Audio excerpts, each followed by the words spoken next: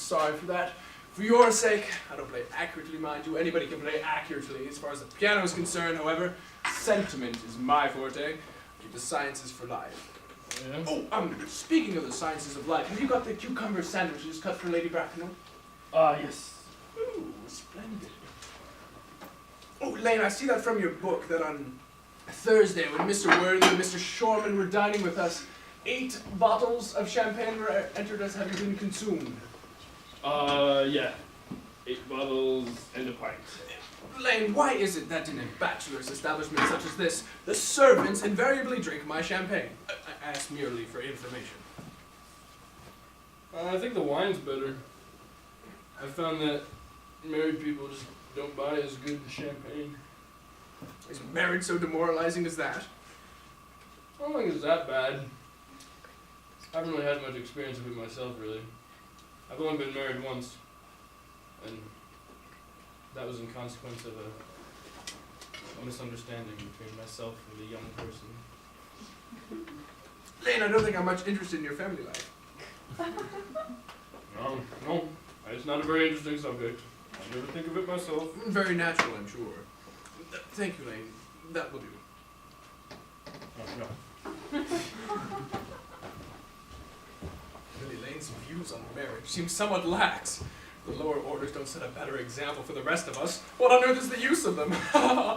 They seem to have, as a class, no sense at all of moral responsibility.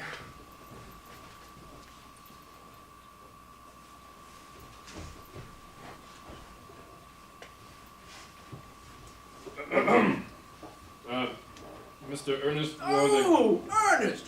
Oh, good friend, what brings you up to town? Pleasure. What else should bring one anywhere? Eating as usual, I see, dear Algie. Well, I believe it is customary to take some slight refreshment at 5 o'clock. Tell me, where have you been since last Thursday? In the country. Country? What on earth do you do there? Well, when one is in town, one amuses oneself. When one is in the country, one amuses other people. It is excessively boring. Who do you amuse? Neighbors. Got good neighbors in your part of Shropshire? Perfectly horrid. I never speak to one of them. How immensely you must amuse them. Shropshire is your county, is it not? Shropshire. Yes, of course. Hello, why all these cups? Why cucumber sandwiches? Why such reckless extravagance in one so young? Who is coming to tea? Oh, merely Aunt Augusta and Gwendolyn. How perfectly delightful. Yes, that's all very well, but I don't think Aunt Augusta would quite approve of your being here. May I ask why? Well, for one, the way you flirt with Gwendolyn is perfectly disgraceful. It's almost as bad as the way she flirts with you. I'm in love with Gwendolyn. I've come up to town expressly to propose to her. I thought you'd say you'd come up here for pleasure. I call that business. How utterly unromantic you are. There's nothing romantic about proposing. One might be accepted. One usually is. The very essence of romance is uncertainty. And that's why, if I ever get married, I'll try my hardest to forget that fact. I have no doubt about that, dear Algie. The divorce courts were specially invented for people whose memories are so curiously constituted. Well, there's no use speculating on the subject. Divorces are made in heaven. Oh, I really wish you wouldn't. These cucumber sandwiches were cut especially for Lady Bracknell. But you have been eating them all the time. Oh, that's very different. She's my aunt. Here, have some bread and butter. The bread and butter is for Gwendolyn. Gwendolyn is devoted to bread and butter. Very good bread and butter it is, too. Oh, you need not eat it as if you're going to eat it all. You act as if you were already married to Gwendolyn. You're not already married to her, and if you want my humble opinion, I don't think you ever will be. Why on earth do you say that? Well, in the first place, girls never marry the men they flirt with. Girls don't think it right. That's nonsense. So, it simply accounts for the extraordinarily large number of bachelors one sees all over the place. And in the second place, I don't give my consent. Sorry, your consent? Oh, my good fellow. You can hardly forget that Gwendolyn is my first cousin, and before I allow you to marry her, you're going to have to clear up this whole business of Cecily. Cecily? What on earth do you mean? What do you mean, Algie, by Cecily? I don't know anyone of the name of Cecily. It's absurd. What are you talking about, dear fellow? Lane, kindly bring the cigarette case Mr. Worthing left here when he was dining with us on Thursday. Yes, sir. Thank you, Lane. Are you telling me that you have had my cigarette case this whole time? I wish to goodness that you had told me. I've been writing frantic letters to Scotland Yard about it. I was very nearly offering a large reward. Well, I really wish you would. I happen to be more than usually hard up at present. There is no good in offering a large reward now that the thing is found. Well, I must say, I think that is rather mean of you. Thank you, Lane. But, however, upon looking upon the inscription inside, I find that the thing isn't even yours after all. Of course it's mine. You've seen me with it 100 times. You have no right whatsoever to read what's written inside. It is a very ungentlemanly thing to read a private cigarette case. Oh, you shouldn't have a hard and fast rule about what one should and should not read. More than half of modern culture depends on what one should not read. Yes, I'm very aware of that fact, and I don't propose to discuss modern culture. It isn't the sort of thing one should talk of in private. Just give it back to me, LG. Yes, but this isn't your cigarette case. This was a gift from someone by the name of Cecily. And you just said you didn't know anybody by that name. Well, if you want to know, Cecily happens to be my aunt. Your aunt? Yes, charming old woman she is too. Lives in Tunbridge Wells. Just give it back to me, LG. But why does your aunt, who lives in Tunbridge Wells, call herself Little Cecily? It says here, from Little Cecily with her fondest love. Oh, my dear fellow, what is there in that? Some aunts are tall, some aunts are not tall. Surely that is a matter that an aunt may be allowed to decide for herself. You seem to think that every aunt should be exactly like your aunt. It's absurd. Give it back to me, LG. Hey, that's all very well, but why does your aunt call you her uncle? From Little Cecily with her fondest love to her dear Uncle Jack. There's no objection, I admit, in an aunt being a small aunt, but why any aunt, no matter her size, should call her own nephew her uncle, I can't quite make out. And what's more to you, your name isn't Jack at all, it's Ernest. Well, it isn't Ernest, it's Jack. Oh, you've always told me your name is Ernest. I've introduced you to everyone as Ernest. You respond to the name of Ernest. You look as if you're Ernest. I mean, you're the most earnest-looking person I've seen in my entire life. You said your name isn't Ernest is perfectly absurd. What's more, it's on your cards. Here's one of them. It says, Ernest Worthing, B4, the Albany. I'm keeping this as proof that your name is Ernest. Have you ever tried to deny it to me, to Gwendolyn, or to anybody else? My name is Ernest in town, but it's Jack in the country. The cigarette case was given to me in the country. Just give it back to me. Yes, but that still doesn't explain why your aunt calls you her uncle. Come on, old boy, you'd better have the whole thing out at once. Oh, my dear Algy, you talk exactly as if you were a dentist. It is a very vulgar thing to talk like a dentist when one is not a dentist. It produces a false impression. Well, that's all dentists ever do. And might I add that I've always suspected you of being a secret and confirmed Bunburyist, and I'm quite sure of that now. Yeah, well, what on earth do you mean by a Bunburyist? I will reveal to you the meaning of that incomparable expression as soon as you tell me why you are Ernest in town and Jack in the country. Produce my cigarette case first. Fine. Now produce your explanation and pray make it improbable. My dear fellow, my explanation is not improbable at all. In fact, it is perfectly ordinary. The old Mr. Thomas Cardew, who adopted me when I was a little boy, made me in his will guardian to his granddaughter, Miss Cecily Cardew. Cecily, who addresses me as her uncle from motives of respect that you could not possibly appreciate, lives at my place in the country under the charge of her admirable governess, Miss Prism. Where is that place in the country, by the way? That is nothing to you, dear boy. You are not going to be invited. I may well tell you candidly, the place is not in Shropshire. I suspected that, my dear fellow. I've Bunburied all over Shropshire on 2 separate occasions. Now, continue. Why are you Ernest in town and Jack in the country? Algy, I don't know if you'll be able to understand my real motives. You're not nearly serious enough. When one is placed in the position of guardian, one must adopt a very high moral tone on all subjects. It's one's duty to do so. And as a high moral tone can hardly be said to conduce much in the way of one's health or one's happiness, in order to get up to town, I've always pretended to have a younger brother by the name of Ernest, who lives in the Albany and gets into the most dreadful scrapes. And that, my dear boy, is the whole truth, pure and simple. The truth is never pure and rarely simple. For either modern life would be very tedious indeed, and modern literature a complete impossibility. Yeah, that would not be at all a bad thing. Literary criticism is not your forte, my good friend. You better leave it to the people that haven't been to university yet. They do it so well in the daily papers. What you really are is a Bunburyist. I was quite right in saying you're a Bunburyist. You're one of the most advanced Bunburyists I've seen in my entire life. What on earth do you mean by that? You have created a very useful younger brother by the name of Ernest, Yes. so that you may come up to town whenever you please. I have created a perfectly invaluable permanent invalid by the name of Bunbury, so that I can go down to the country whenever I please. Well, Bunbury's perfectly invaluable. For instance, if it wasn't for Bunbury's extraordinary bad health, I wouldn't be able to dine with you tonight at Willie's. For really, I have been engaged to Aunt Augusta for nearly a week now. Yes, but I haven't asked you to dine with me anywhere tonight. Yes, I know. You're so absurdly careless about sending out invitations. Oh. It's very foolish of you. Nothing hurts so much as not receiving an invitation. You had much better dine with your Aunt Augusta. I haven't any intention of doing anything of the kind. For one, I dine with her on Monday, and once a week is more than enough to dine with one's own relations. In the second place, whenever I dine with her, I'm treated as a member of the family, and I'm either set down with either 2 women or none. And in the third place, I know exactly who she's going to sit me next to. Miss Mary Farquhar. Ugh. The way that woman flirts with her own husband across the dinner table, well, it's not very nice. In fact, it's not even decent, and that sort of thing is enormously on the rise these days. The number of women that flirt with their own husbands in public is, well, it's perfectly scandalous, that's what it is. It looks so bad. Simply washing one's own clean linen in public. And besides, now that I know that you're a Bunburyist, I naturally want to talk to you about Bunburying. I want to tell you the rules. I'm not a Bunburyist at all.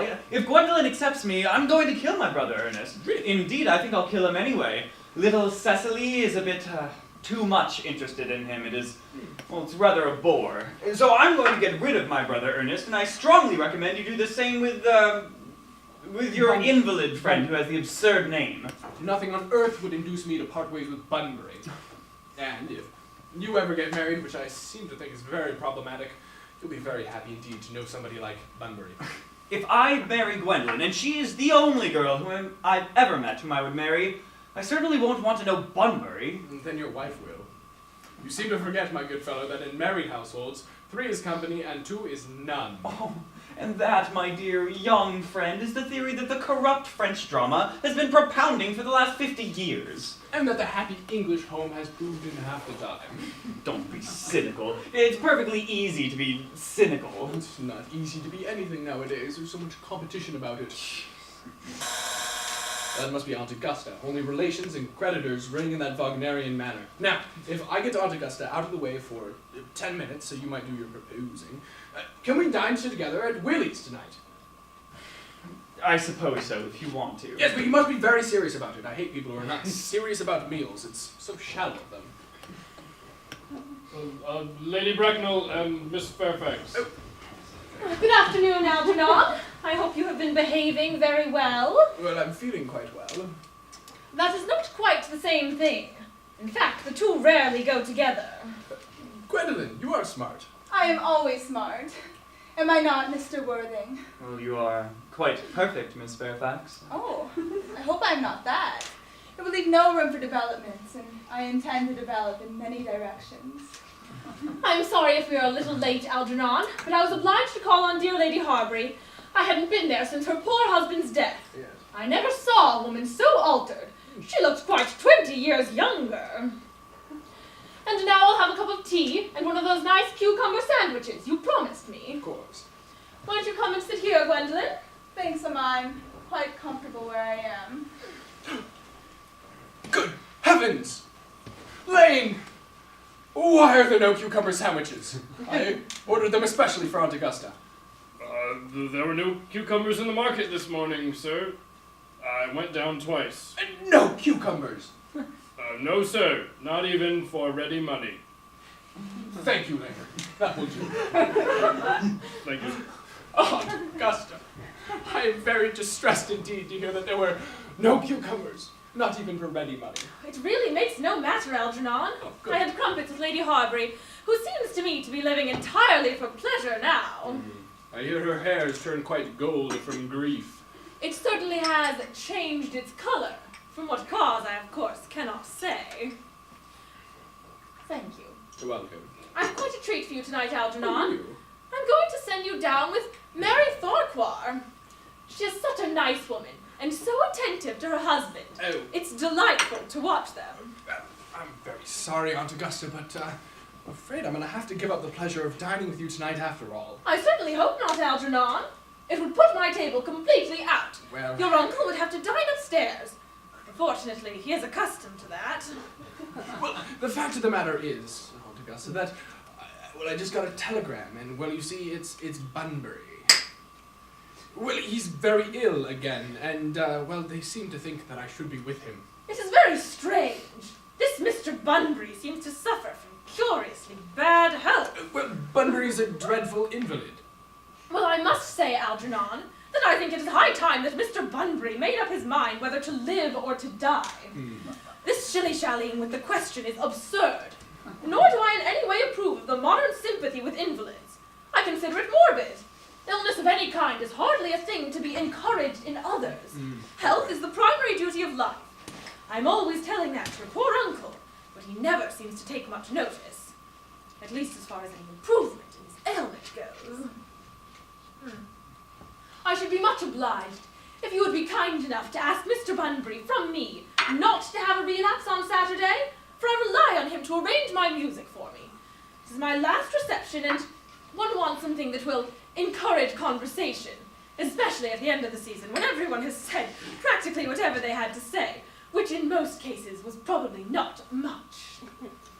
Well, I'll speak to Bunbury, and well, if he is conscious, I think I can guarantee he'll be all right by Saturday.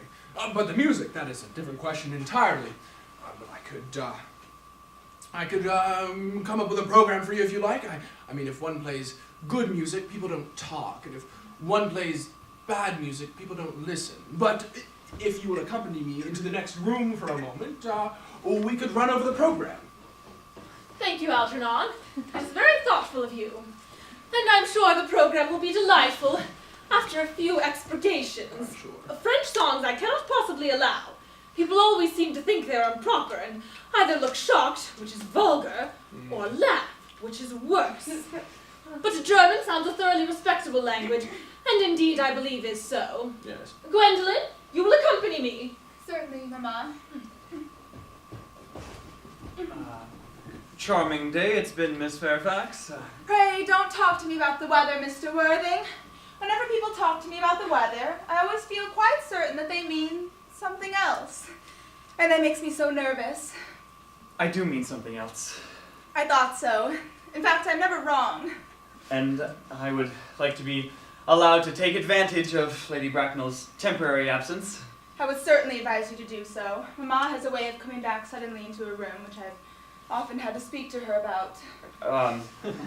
Miss Fairfax, ever since I met you, I have, admired you more than any girl that I have ever met since I met you. I'm quite well aware of the fact. And I often wish, in public at any rate, you had been more demonstrative. For me, you have always had an irresistible fascination. Even before I met you, I was far from indifferent to you. We live, as I hope you know, Mr. Worthing, in an age of ideals. The fact is constantly mentioned in the more expensive monthly magazines and has reached provincial pulpits, I am told. And my ideal has always been to love someone with the name of Ernest. There is something in that name that inspires absolute confidence. The moment Algernon first mentioned me that he had a friend called Ernest, I knew I was destined to love you. Do you really love me, Gwendolyn? Passionately. Oh, darling, you don't know how happy you've made me. My own Ernest. You don't mean to say that you couldn't love me if my name wasn't Ernest. But your name is Ernest. Yes, I know it is. But supposing it was something else, do you mean to say that you couldn't love me then? Ah, that is clearly a metaphysical speculation. And like most metaphysical speculations, has very little reference at all to the actual facts of real life as we know them. I mean, to speak quite candidly, darling, I don't much care about the name of Ernest. I don't think the name suits me at all. It suits you perfectly. It is a divine name. It has a music of its own. It produces vibrations. Really, Gwendolyn, I think that there are lots of other, much nicer names. I think that Jack, for instance, is a charming name. Jack? No, there is very little music in the name Jack, if any at all, indeed. It is not thrill. It produces absolutely no vibrations. I have known several Jacks, and they all, without exception, were more than usually plain. Besides, Jack is a notorious necessity for John. And I pity any woman who is married to a man called John. She'd probably never be allowed to know the entrancing pleasure of a single moment's solitude. The only really safe name is Ernest. Oh, Gwendolyn, I must get christened at once. I mean, we must get married at once. There's no time to be lost. Married, Mr. Worthing? Well, surely, you know that I love you, and, well, you have led me to believe, Miss Fairfax, that you are not absolutely indifferent to me. I adore you. But you have not proposed to me yet. Nothing has been said at all about marriage. The subject has not even been touched on. Well, then may I propose to you now? I think it would be an admirable opportunity. And to spare you any possible disappointment, Mr. Worthing, I think it only fair to tell you quite frankly beforehand that I am fully determined to accept you. Oh, Gwendolyn. Yes, Mr. Worthing? What have you got to say to me? But you know what I've got to say to you. Yes, but you won't say it. Gwendolyn, will you marry me? Of course I will, darling. How long you've been about it. I'm afraid you've had very little experience in how to propose. But my own one, I've never loved anyone in the world but you. Yes, but men often propose for practice. I know my brother Gerald does. All my girlfriends tell me so. What wonderfully blue eyes you have, Ernest. They're quite blue. I hope you will always look at me just like that, especially when there are other people present. Mr. Worthing! Rise, sir, from this semi-recumbent posture. It is most indecorous. Mama, I must beg you to retire. This is no place for you. Besides, Mr. Worthing is not quite finished yet. Finished what, may I ask? I am engaged to be married to Mr. Worthing, Mama. You are not engaged to anyone. An engagement should come on a young girl as a surprise, pleasant or unpleasant as the case may be. It is hardly a matter she could be allowed to arrange for herself. And now I have a few questions to put to you, Mr. Worthing. While I am making these inquiries, you, Gwendolyn, will wait for me below in the carriage. Mama! The carriage, Gwendolyn! Gwendolyn! The carriage! Yes, Mama. You can take a seat, Mr. Worthing. Thank you, Lady Bracknell. I prefer standing. I feel bound to tell you that you are not down on my list of eligible young men, though I have the same list as the dear Duchess of Bolton has. We work together, in fact. However, I am quite ready to enter your name, should your answers prove to be what a really affectionate mother requires. Do you smoke? Yes, I must admit I smoke. That is satisfactory. A man should always have an occupation of some kind. There are far too many idle men in London as it is. How old are you? 29. A very good age to be married at. I have always been of the opinion that a man who desires to be married should either know everything or nothing. Which do you know, Mr. Worthing?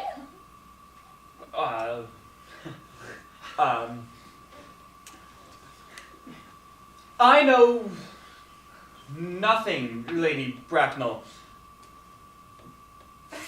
I am pleased to hear it. I do not approve of anything that tampers with natural ignorance.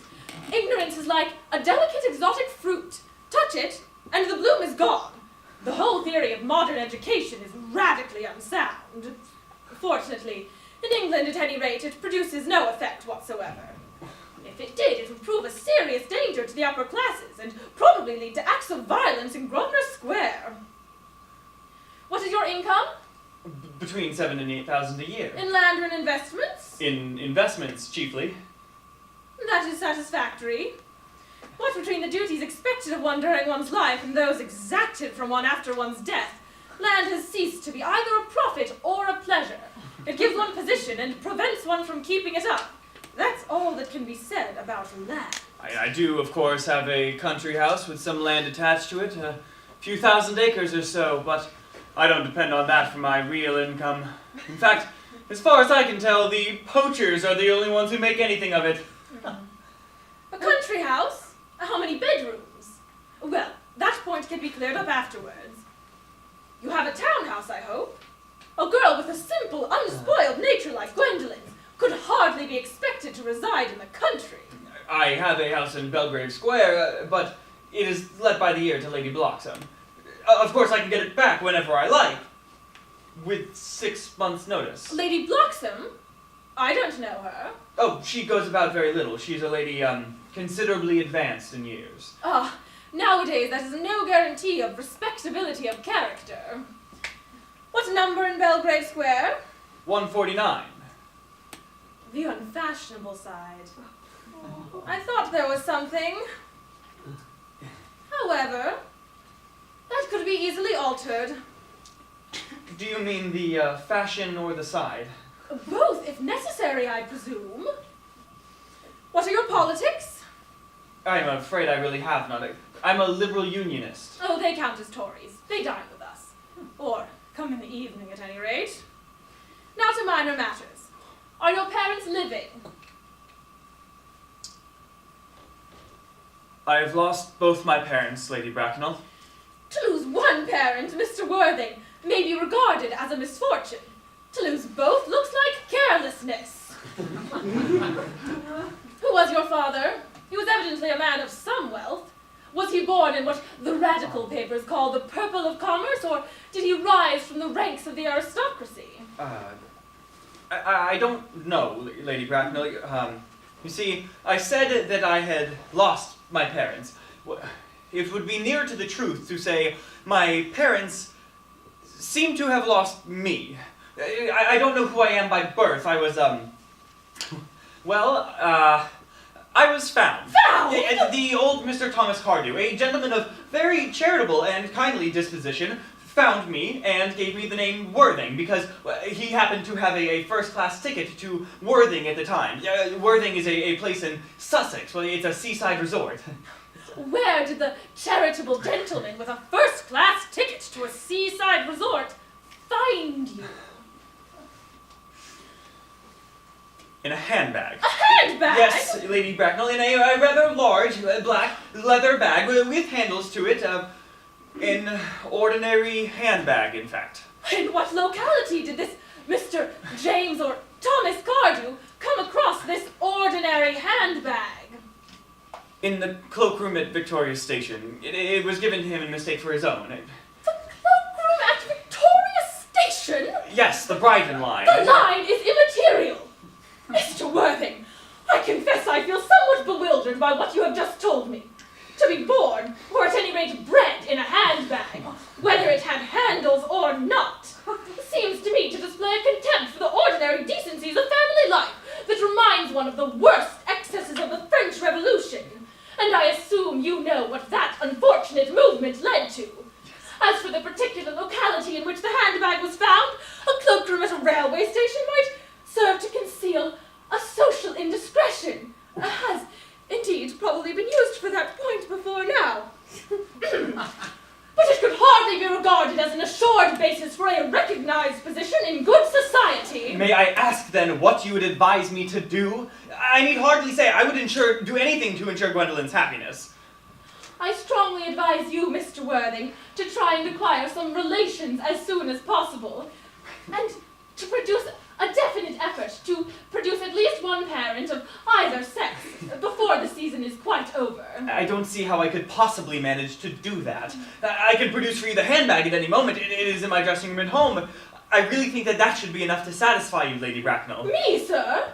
What has it to do with me?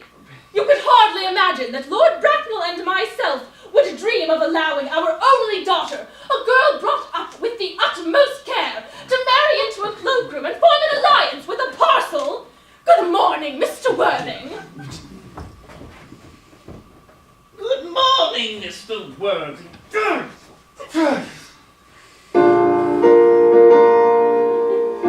Algy, don't play that ghastly ghastly tune. How idiotic you are! Oh, you don't mean to tell me that Gwendolyn refused you? She's always refusing people. I've had to talk to her about that. It's very foolish of her. Gwendolyn is right as a trivet. As far as she's concerned, we're engaged to be married. Her mother is an entirely different story. I've never met such a gorgon in my life. I don't really know what a gorgon is like, but I am quite sure Lady Bracknell is one. In any case, she is a monster without being a myth, which I think is rather unfair. Oh, I beg your pardon, Algy. I suppose I shouldn't talk about your own aunt in that way before you. Quite right. But don't worry, good fellow. I love hearing my relations abused. It's really the only thing that makes me put up with them. Relations are simply a tedious pack of people without the slightest instinct of how to live, the slightest intention of when to die. Oh, it's nonsense. No, it isn't. I'm not going to argue about the matter. You always want to argue about things. Well, that's exactly what things were originally made for. Upon my word, if I thought that, I'd shoot myself. Don't do that. You know, you don't think that there's any chance of Gwendolyn becoming like her mother in 250 years or so, do you, Algy? All women become like their mothers. That's their tragedy. No man does, and that's his. Is that clever? Or what? Well, it's perfectly phrased, and just as accurate as any observation need be in good society. I'm sick to death of cleverness. You can't go anywhere without meeting clever people. Everyone seems to be clever nowadays. The entire thing has become an absolute public nuisance. I wish to goodness we had a few fools left. We do. I should extremely like to meet them. What do they talk about? Clever people. What fools? Did you tell Gwendolyn this whole business of you being Ernest in town and Jack in the country? My dear boy, the truth isn't quite the sort of thing that one tells to a nice, sweet, refined girl. What extraordinary ideas you have about how to behave to a woman. Oh, there's only one way to behave to a woman. That is to make love to her, if she's pretty, and to somebody else, if she's plain. That's nonsense. No, it isn't. Oh, what about your brother? What about the profligate Ernest? I will have got rid of him before the end of the week. I'll say that he died suddenly in Paris of apoplexy. Lots of people die quite suddenly of apoplexy, Well, right? yes, they do, but I dare say it's hereditary. That sort of thing runs in families. You'd better say he died of a severe chill. But you're quite sure that a severe chill isn't hereditary or anything of the kind? Of course not. Very well then. My poor brother Ernest to be carried off suddenly in Paris by a severe chill. That gets rid of him. You said that your ward, Cecily, she was too attached to your brother. Won't she feel his loss a great deal? Yes, but that's all right. Cecily, I am happy to say, is not a silly, romantic girl. She has a capital appetite, goes on long walks, and pays no attention at all to her lessons. You know, I think I'd rather like to meet Cecily. Oh, I will make very sure you never do. She's excessively pretty, and she's only just 18. Oh, did you tell Gwendolyn that you have a ward who's excessively pretty and only just 18? I mean, one doesn't blurt these things out. I'm quite sure that Cecily and Gwendolyn are perfectly bound to be the greatest of friends. Really? I'll bet you anything you like that half an hour after meeting each other, they'll be calling each other sister. You know, women only do that after they've called each other a great many other things first. Now, if you want to get a good seat at Willie's, we really have to go and dress. It's nearly 7. It's always nearly 7. It's because the clock is broken, but No. it's also because I'm hungry. Oh, I never knew you when you weren't. Well, what should we do after dinner? We could go to the theater. Oh, no. I loathe listening. Fair point. Perhaps we could go to the club. No, I hate talking. We could trot round the Empire at 10. No, I can't stand looking at things. That's so silly. Now, what shall we do? Nothing. Nothing. Well, it's very hard work indeed to do nothing, but, you know, I don't mind hard work if there's no definite object in mind. Very well, we shall. Miss Fairfax. Gwendolyn! Gwendolyn, upon my word! Algy, kindly turn your back. I have something very particular to say to Mr. Worthing. Gwendolyn, I really don't think I can allow this. Algy, you always adopt a strictly immoral attitude towards life. You're not quite old enough to do that. Very well. My own darling. Ernest, we may never be married. From the expression on Mamma's face, I fear we never shall. Few parents nowadays pay any regard to what their children say to them. The old-fashioned respect for the young is fast dying out. Whatever influence I ever had over Mamma, I lost at the age of 3. But although she may prevent us from becoming man and wife, and I may marry someone else, and marry often, Nothing she can possibly do can alter my eternal devotion to you. Dear Gwendolyn. The story of your romantic origin is related to me by Mamma with unpleasing comments, has naturally stirred the deeper fibers of my nature. Your Christian name has an irresistible fascination. The simplicity of your character makes you exquisitely incomprehensible to me. Your town address in Albany I have. What is your address in the country? The Manor House, Woolton, Hertfordshire. There is good postal service, I suppose. It may be necessary to do something desperate. That, of course, will require serious consideration. I will communicate with you daily. My own darling. How long do you remain in town? Till Monday. Good. Algie, you may turn around now. Oh, thank you. I've turned around already. You may also ring the bell. Okay.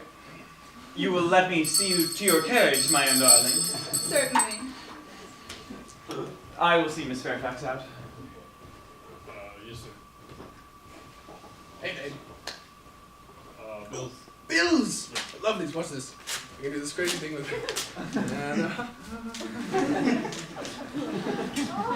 Lane, do you have any snacks? I'm running out of bread. Yeah. Oh! Perfect. Oh, Lane, I'm gonna be going bunburying tomorrow. Oh, yeah? Yes, I don't think I'll be back till, Monday.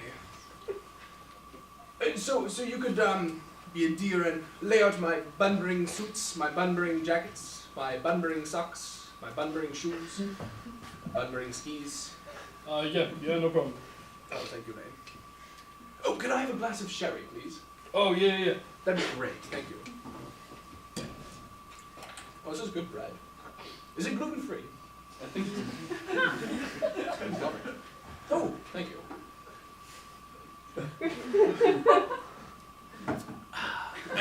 I hope tomorrow is a splendid day.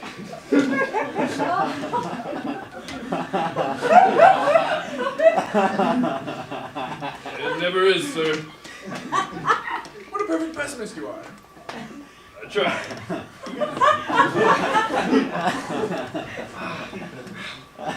Now there's a sensible, intellectual girl. The only girl I ever cared for in my life. What on earth are you so amused at? Bunbury. I'm just a little bit worried about his health. Yes, if you're not careful, your friend Bunbury will get you into a serious scrape someday.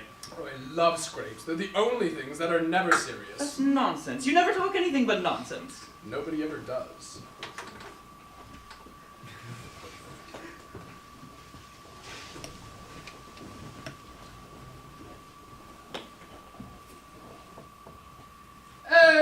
Hey guys, so we're gonna have a brief 10-15 minute intermission. That is an excuse for you to stretch your legs and go to the bathroom, and also an excuse for us to change out all the props because we don't have a curtain to drop. So if you guys would not mind clearing the room for about 10 minutes, we will give you the bat signal to come back in, and then the show shall resume.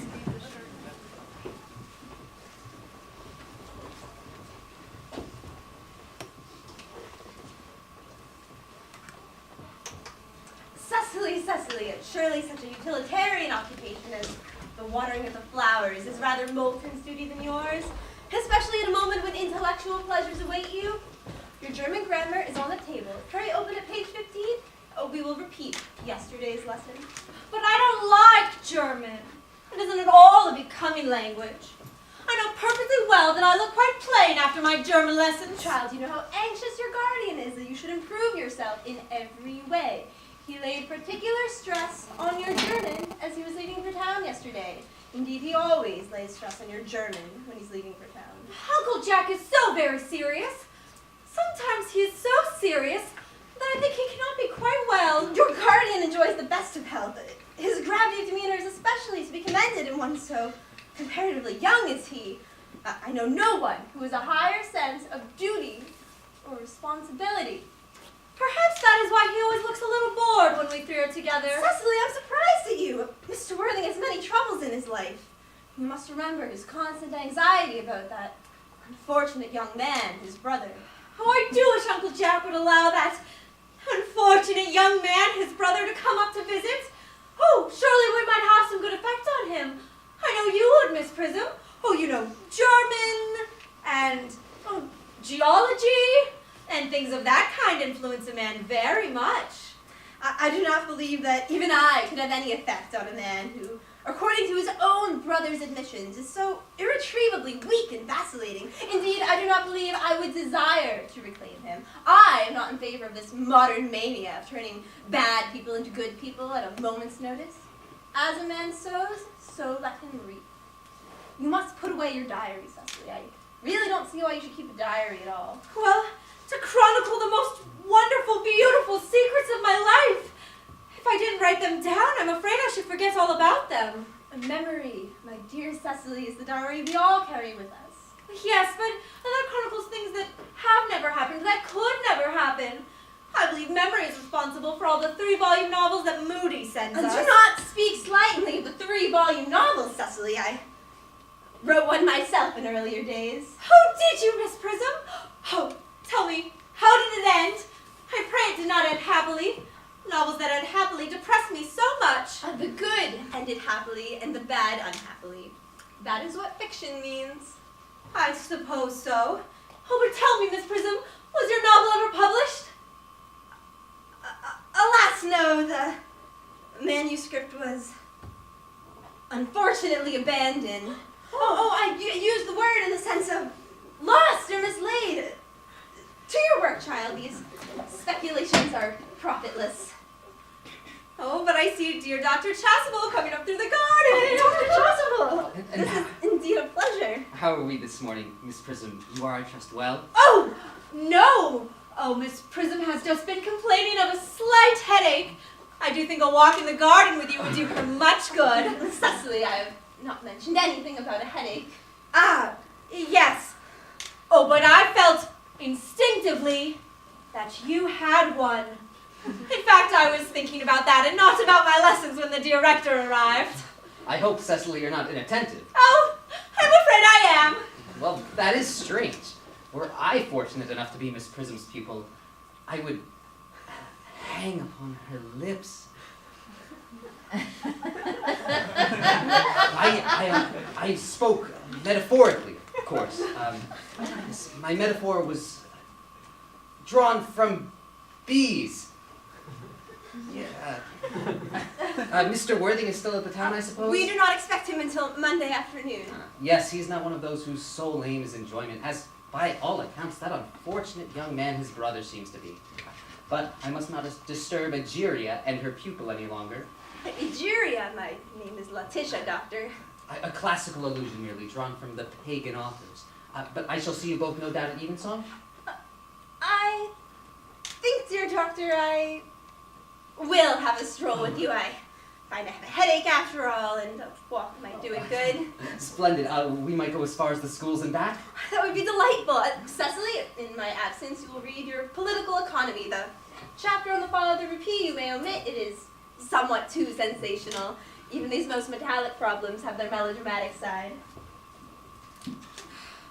Horrid political economy, horrid geography, horrid, horrid German.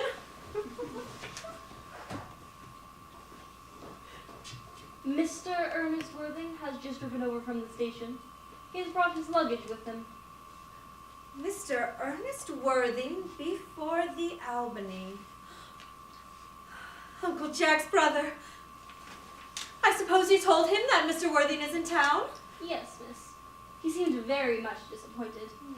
I mentioned that you and Miss Prism were in the garden. He said he was anxious to speak with you privately for a moment. Oh. Well, then I suppose you'd better send him out here. Oh, and say that a guest room is set up for him. Yes, miss. Uncle Jack's brother.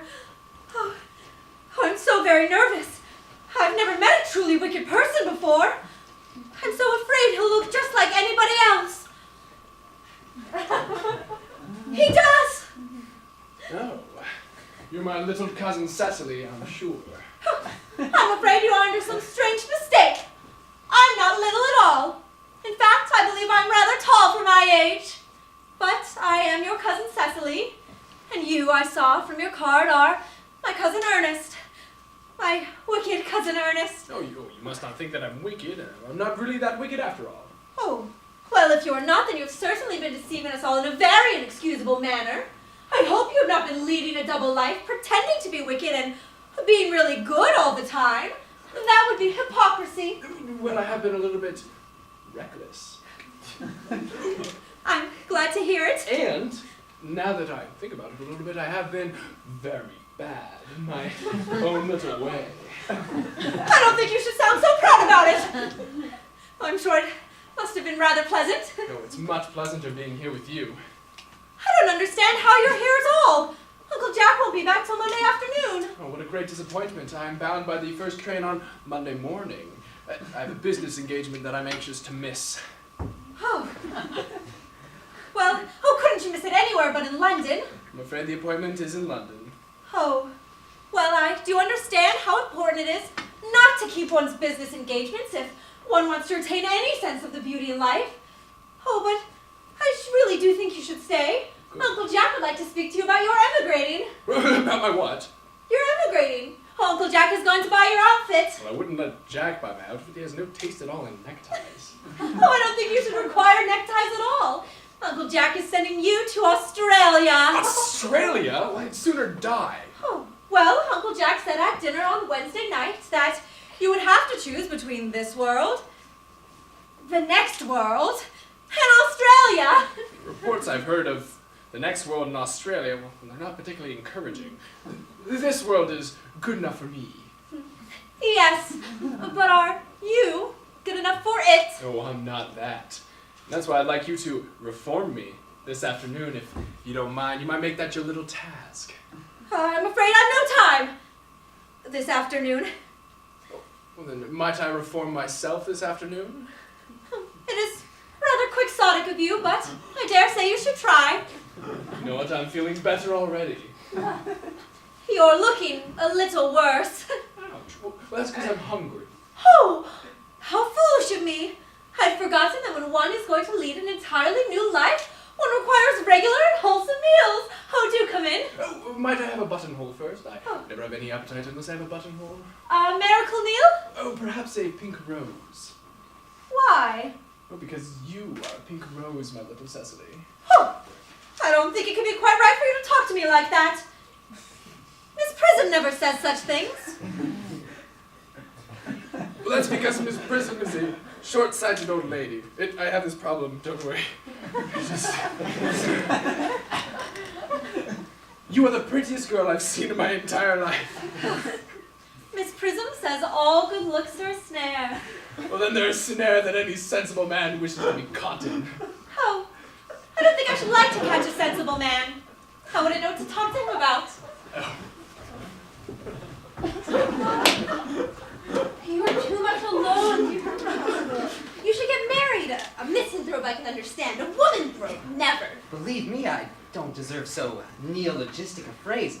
The practice as well as the precept of the primitive church was distinctly against matrimony. That's obviously the reason why the primitive church has not lasted up to the present day, and you do not seem to realize, dear doctor, that by persistently remaining single, a man converts himself into a permanent public temptation, and then should be more careful. This very celibacy leads weaker vessels astray. But is a man not equally attractive when married? No married man is ever attractive, except to his wife. And often I've been told not even to her. That depends on the intellectual sympathies of the woman. Maturity can always be dependent upon. Ripeness can be trusted. Young women are green. I spoke horticulturally. My metaphor was drawn from fruits. But where is Cecily? Perhaps she followed us to the schools. Mr. Worthing. Mr. Worthing? This is indeed a surprise. We did not expect you until Monday afternoon. I have returned sooner than expected. Dr. Chasuble, I hope you are well. Oh, dear Mr. Worthing, I trust this garb of woe does not betoken some terrible calamity. My brother. More shameful debts and extravagance? Still leading his life of pleasure. Dead. Your brother Ernest? Dead? Quite dead. Oh, what a lesson for him. I trust he will profit by it. Mr. Worthing, I offer you my sincere condolence. You have at least the consolation of knowing you are the most generous and forgiving of brothers. Poor Ernest. He had many flaws, but this is a sad, sad blow. Yes, very sad indeed. Were you with him at the end? No, he died suddenly abroad, in Paris, in fact. I received a telegram last night from the manager of the Grand Hotel. Was the cause of death mentioned? A severe chill, it seems. As a man sows, so let him reap. Charity, dear Miss Prism, charity. I myself am peculiarly susceptible to drafts. Will the interment take place here? No, he seems to have expressed a desire to be buried in Paris. In Paris? I fear that hardly points to any very serious state of mind at the last. You would no doubt wish me to make some slight allusion to this tragic domestic affliction next Sunday. My sermon on the meaning of the manna in the wilderness can be adapted to almost any occasion, joyful or as in the present case, distressing. I have preached it at harvest celebrations, christenings, confirmations, on days of humiliation and festal days. The last time I delivered it was in the cathedral as a charity sermon on behalf of the Society for the Prevention of Discontent Among the Upper Orders. The bishop, who was present, was much struck by some of the analogies I drew. I beg your pardon, dear doctor. You mentioned christenings in there. I suppose you know how to christen, all right. I mean, you are continually christening, of course. It is, I regret to say, one of the rector's most constant duties in this parish. I have often spoken to the poorer classes on the subject, but they do not seem to know what thrift is. But is there any particular infant in whom you're interested, Mr. Worthing? Your brother was, I believe, unmarried, was he not? Yes, of course. People who live entirely for pleasure usually are. But this is for no child, dear doctor. No, I'm very fond of children. The fact of the matter is I would like to be christened myself this afternoon if you have nothing better to do. But surely you've been christened already. I don't remember anything about it. Well, have you any great doubts on the subject? I certainly intend to have. Of course, I don't know if the thing would bother you in any way, or if you think I'm a bit too old now. Not at all. The sprinkling of water, and in fact, the immersion of adults is a perfectly canonical practice. Immersion. Oh, you need have no apprehensions. The sprinkling is all that is necessary, and indeed, I think advisable. Our weather is so changeable. But at what hour would you wish the ceremony performed? I might trot about around 5 if that would suit you. Oh, perfectly. In fact, I have 2 similar ceremonies to perform at that same time. A case of twins on your very own estate. Poor Jenkins the carter. Most hard-working man. I don't think it much fun to be christened along with other babies. It would be childish. Would 5:30 do? Oh, admirably. And now, Mr. Worthing, I will no longer intrude on a house of sorrow. I only beg that you don't be too bowed down by grief. What seem to us bitter trials are often blessings in disguise. This seems to me a blessing of an extremely obvious kind. Oh, Uncle Jack, I'm so glad to see you're back. Oh, what horrid clothes you've got on. Oh, do go and change them. Oh, my child. Uncle Jack, whatever is the matter? Oh, you look as if you've had a toothache. Oh, and I've got quite the surprise for you. Who do you think is in the dining room? Your brother! Who? Oh, your brother. Oh, he came up from town just half an hour ago. That's nonsense. I haven't got a brother. Uncle Jack! You mustn't be so heartless as to say such things. Whatever he may have done to you in the past, you must forgive him. I will tell him to come out, and you will shake hands with him. Won't you, Uncle Jack? These are very joyful tidings. After being so resigned to his loss, his sudden return seems to me peculiarly distressing. My brother in the dining room. I don't know what it could all mean. I find it perfectly absurd. Oh, good heavens! Oh, Jack! So pleasant to see you. I've come down from town in order to tell you that I'm very sorry for the life that I've led and that I intend to lead a better life in the future. Oh, Uncle Jack, do take his hand. Nothing will induce me to take his hand. I find his coming down here disgraceful, and he knows perfectly well why. Oh, but you mustn't be so heartless as to disown him. There's some good in everyone, surely. Oh, Ernest has just been telling me all about his poor friend, Mr. Bunbury. Oh, and surely there is much good in someone who is friends with an invalid and who leaves the pleasures of London to sit by a bed of pain. Oh, he's been talking to you about Bunbury, has he? Oh, yes. He's told me all about Mr. Bunbury. And his terrible state of health. Bunbury. Well, I won't have him talk to you about Bunbury, or about anything else for that matter. It's enough to drive one perfectly frantic. Well, I must admit that the faults are all on my side here, but I must say I find Uncle Jack's coldness to me particularly painful, especially this being the first time I've visited. Handshake. Uncle Jack, if you don't shake his hand, then I will never forgive you! Never forgive me. Never!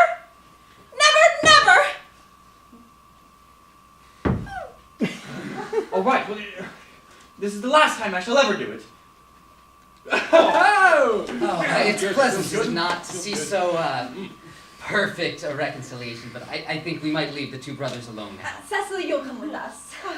My little task of reconciliation is over. Yes, you've done a beautiful deed today, dear Oh, child. we must not be premature in our judgments. I'm very happy.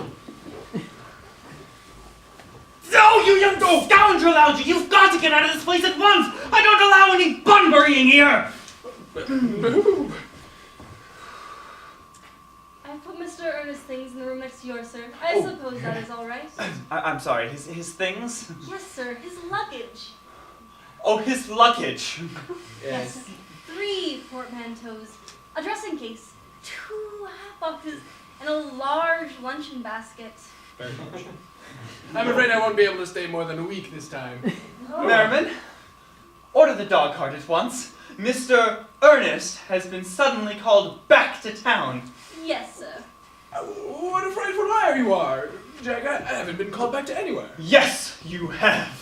I haven't heard anybody call me. Your duty as a gentleman calls you back. Well, I've never let my duty as a gentleman interfere with my pleasures in the slightest degree. Yes, I can quite understand that. Cecily's a darling. You are not to talk of Miss Cardew like that. I don't like it. Well, I don't like your clothes.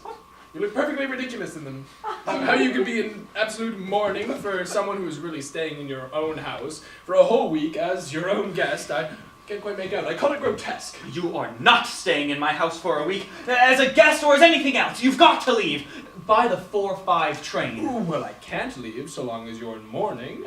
I would think it very unfriendly of me if I did. I know that if I were ever in mourning, you would stay with me.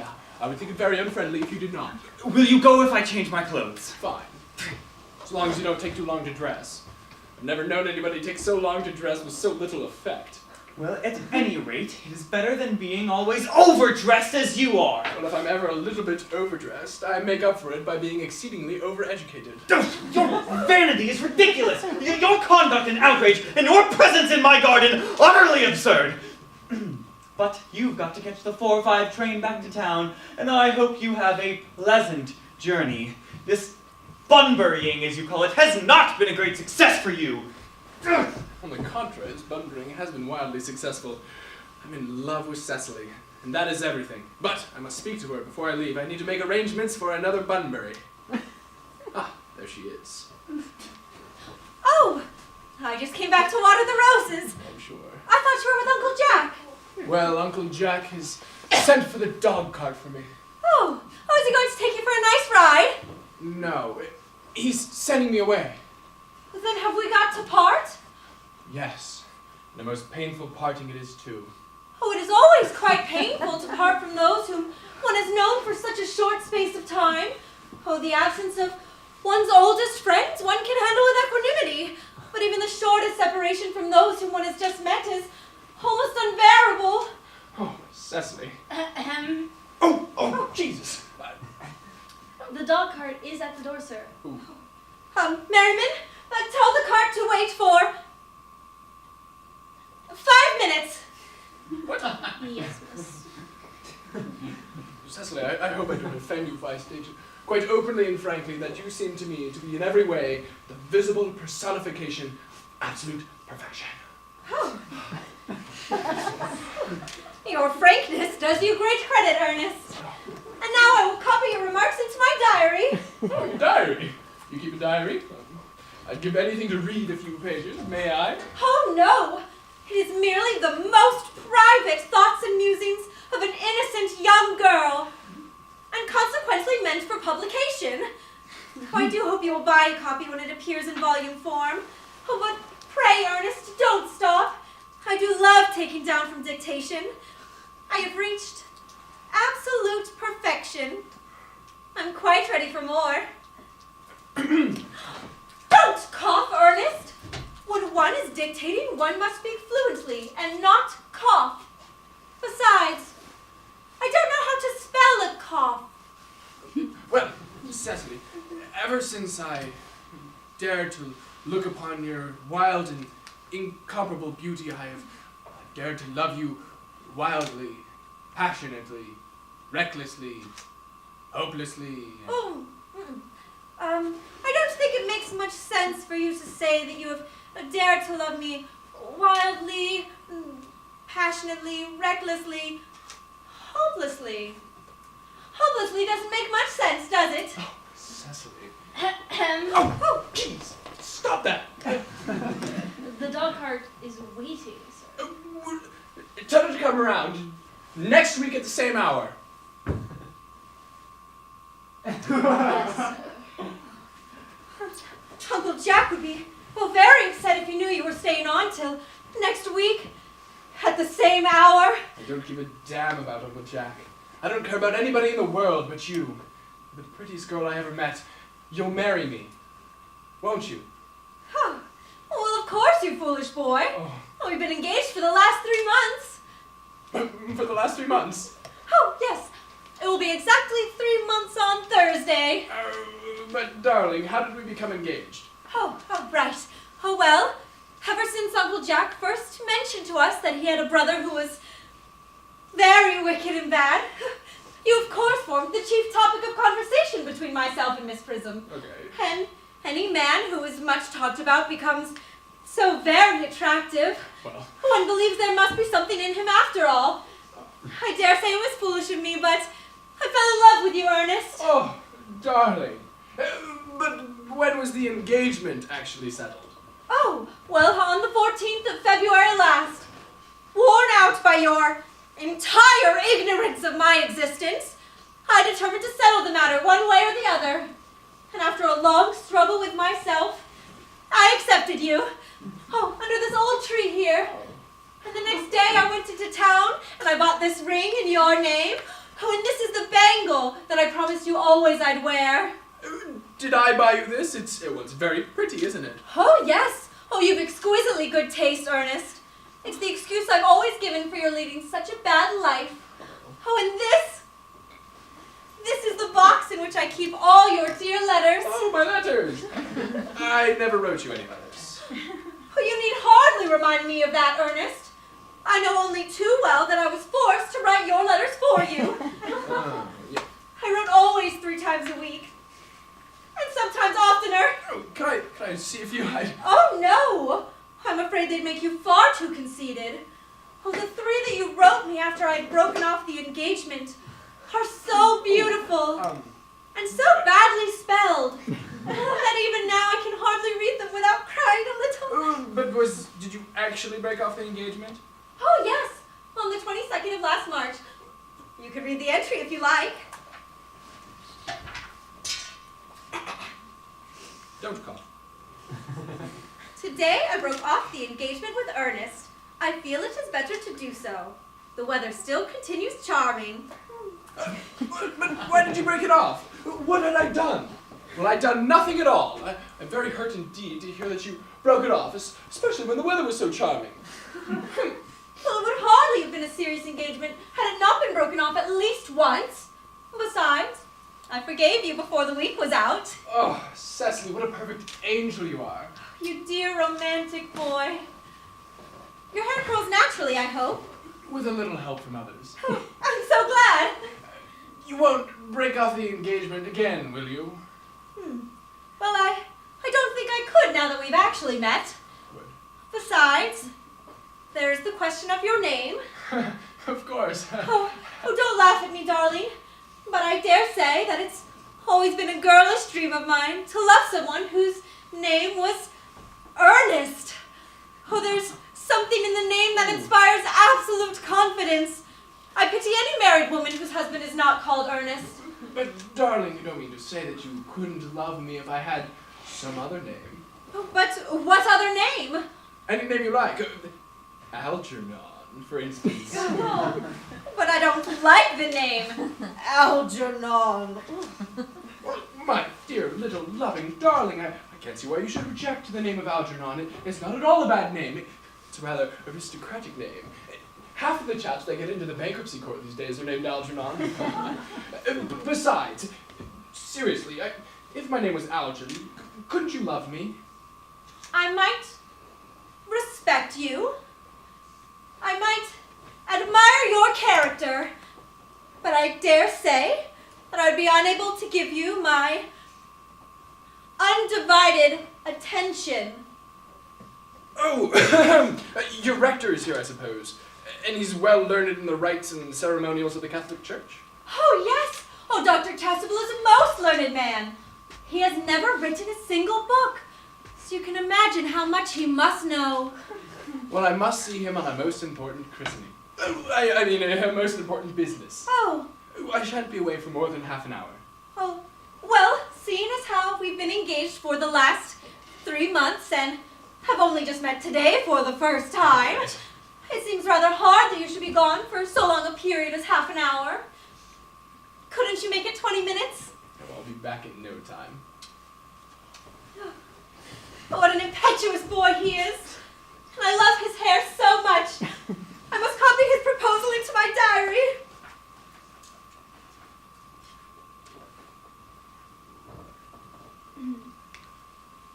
A Miss Fairfax has just called for Mr. Worthing on very important business, Miss Fairfax states. Isn't Mr. Worthing in the library? Mr. Worthing went over in the direction of the rectory some time ago. Oh. Well, I suppose you can send her out here. He shouldn't be gone for too long. Oh, and make us some tea. Yes, miss. Miss Fairfax. I suppose one of the many good elderly women involved in some of Uncle Jack's philanthropic work in town. Oh, I do hate women involved in philanthropic work. It is so very forward of them.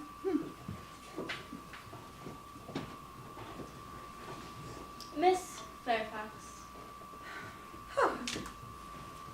Pray, let me introduce myself. My name is Cecily Cardew. Cecily Cardew, what a very sweet name. Something tells me that we are going to be great friends. I like you already more than I can say. My first impressions of people are never wrong. Oh, well, how nice of you to like me so much. And after we've known each other such a comparatively short time. Oh, pray sit down. I may call you Cecily, may I not? You may. And you will always call me Gwendolyn, won't you? If you wish. Then that is all quite settled, is it not? I hope so.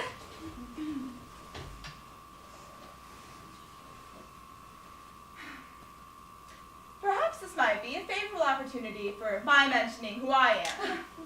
My father is Lord Bracknell. You've never heard of Papa, I suppose? I don't think so. Outside the family circle, Papa, I'm glad to say, is entirely unknown. I think that is quite as it should be.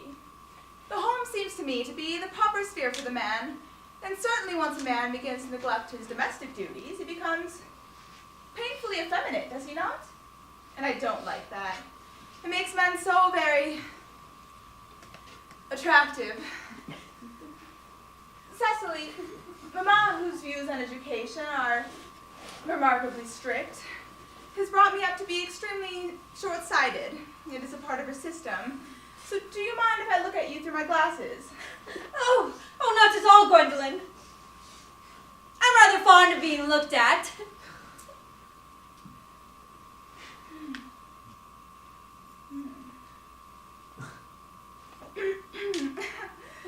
You are here on a short visit, I suppose. Oh, no. I live here. Really? Your mother, no doubt, or some female relative of advanced years resides here also? Oh, no. I'm afraid I have no mother. Nor, in fact, any relations. Indeed.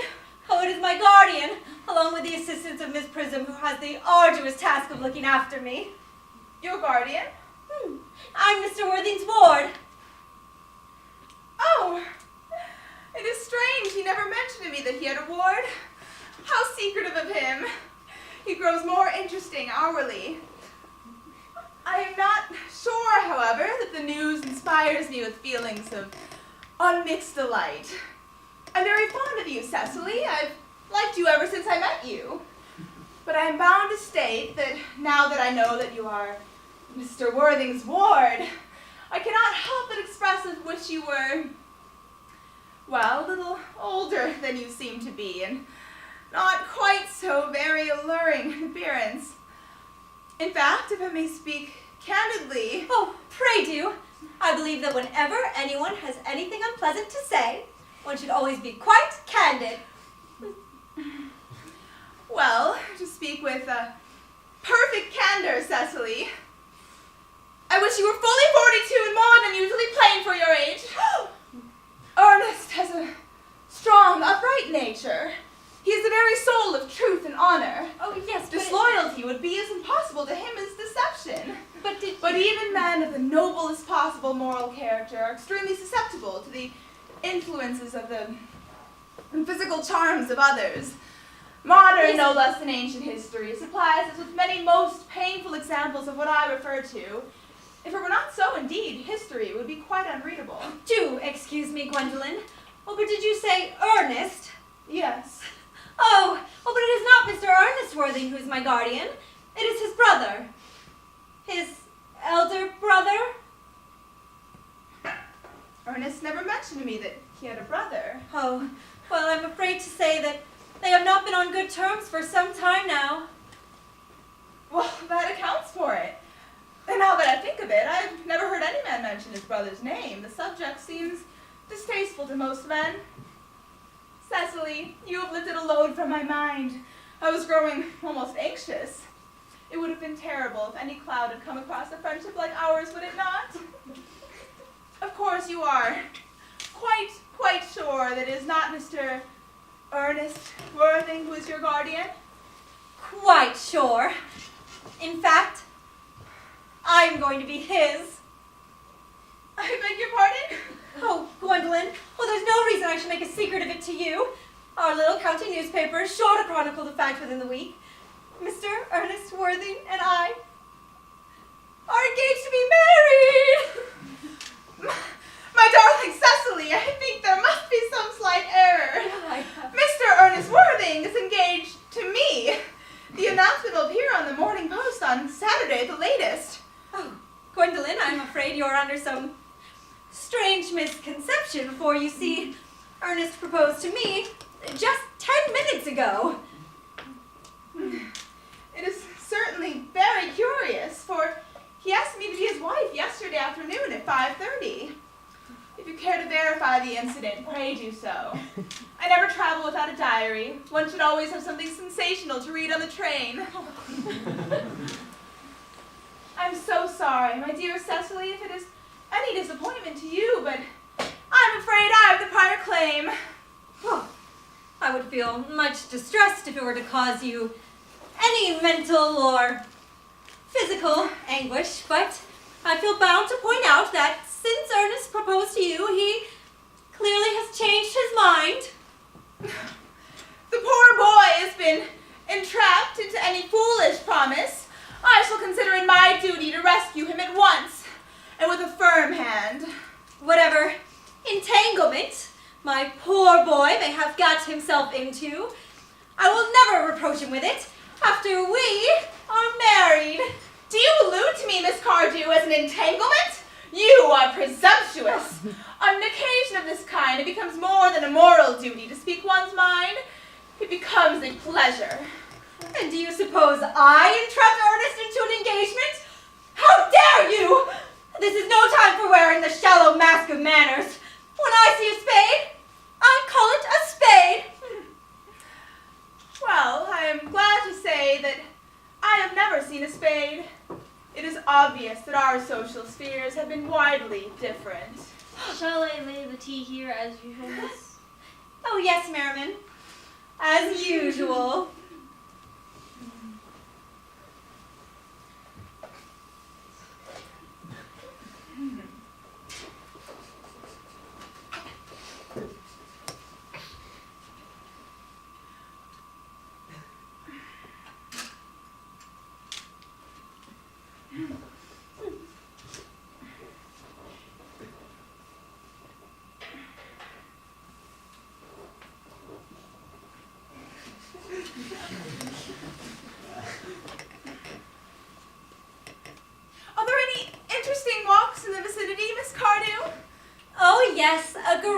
any. From the top of one of the nearby hills, one can see 5 counties. 5 counties? I don't think I should like that. I hate crowds. I suppose that is why you live in town. Quite a well-kept garden this is, Miss Cardew. Oh, thank you, Miss Fairfax. I had no idea that there were any flowers in the country. Oh, flowers are as common here as people are in London. Personally, I cannot understand how anybody manages to exist in the country. If anybody who is anybody does. The country always bores me to death. Oh, yes. I believe that's what the newspapers are calling the agricultural depression. I fear the aristocracy are suffering from it very much at present. It is almost an epidemic amongst them.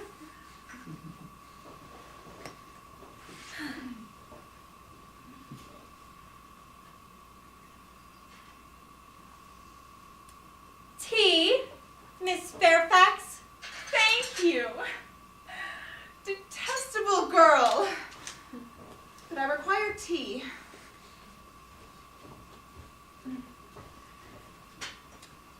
Sugar? No, thank you. Sugar is not fashionable anymore.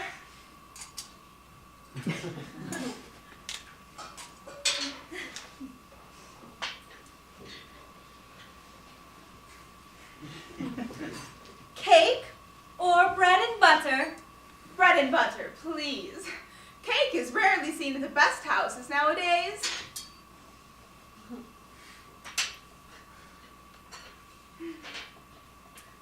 Give that to Miss Fairfax.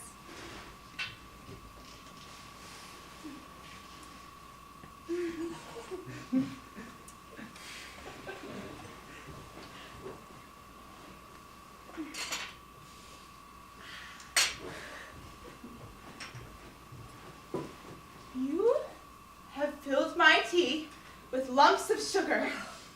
And although I asked most distinctly for bread and butter, you have given me cake!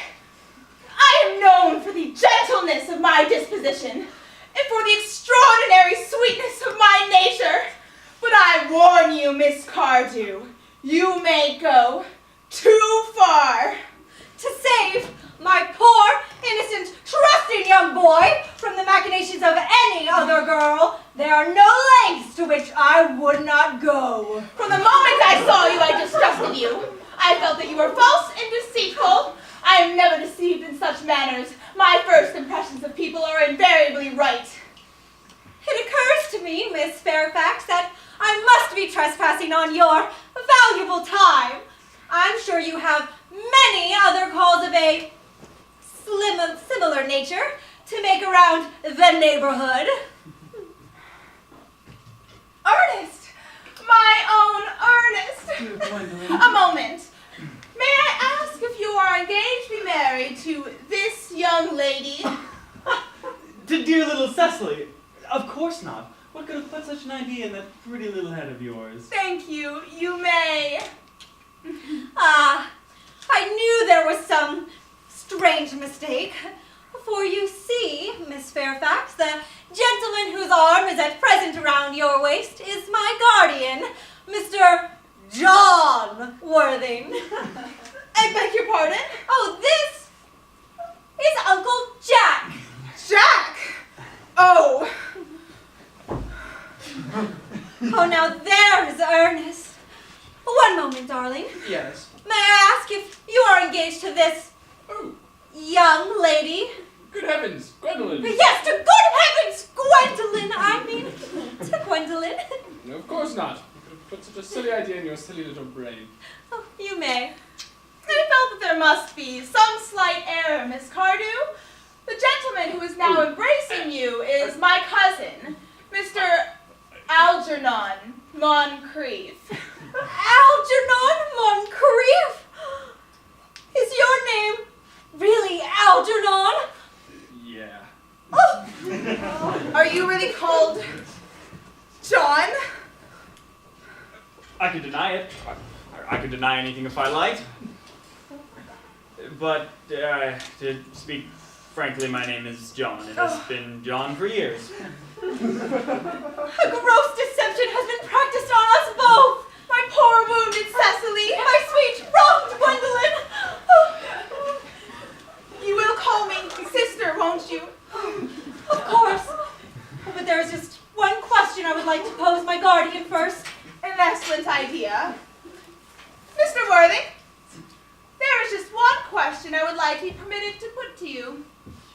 Where is your brother Ernest? We are both engaged to be married to your brother Ernest, so it is of some importance to us to know where your brother Ernest is at present. Gwendolyn. Cecily.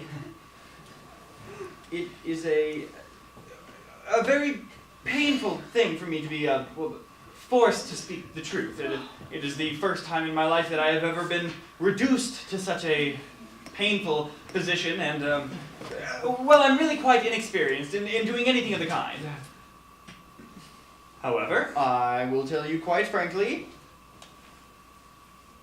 I have no brother Ernest. I have no brother at all. I've never had a brother in my life, and I certainly haven't the smallest intention on ever having one in the future. No brother at all.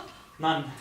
Have you never a brother of any kind? Never. Not even of any kind. I'm afraid it is quite clear, Cecily, that neither of us is engaged to be married to anyone. Oh, it is not a very pleasant position for a young girl to so suddenly find herself in, is it? Let us go into the house. They will hardly venture to come after us there. Yes, men are so cowardly, aren't they?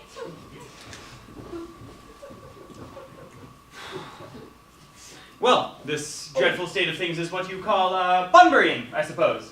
Oh, yeah. And a most wonderful bunbury it is, too. Look at all this food.